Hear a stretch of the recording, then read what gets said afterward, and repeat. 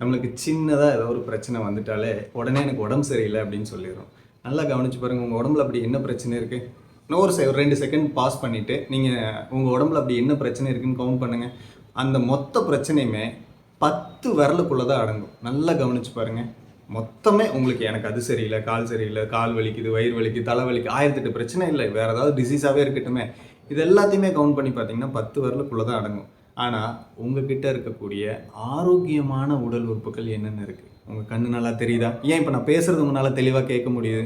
உங்கள் உடம்புல இருக்கக்கூடிய கோடிக்கணக்கான செல்கள் ஆரோக்கியமாக இருக்குது. நீங்கள் நல்ல உணவாக சாப்பிட்டாலும் சரி, ஜங்க் ஃபுட்டாக சாப்பிட்டாலும் சரி, அதில் இருக்கக்கூடிய நல்லது எடுத்து, அதில் இருக்கக்கூடிய சக்தி எடுத்து உங்கள் உடம்புக்கு வந்து தேவையானது உங்களுக்கு கொடுக்குது. நீங்கள் என்ன ஆசைப்படுறீங்களோ, என்ன விரும்புகிறீங்களோ அதை உங்கள் உடம்பு உங்களுக்கு பண்ணுறதுக்கு ரொம்ப சப்போர்ட்டிவாக இருக்குது இல்லையா?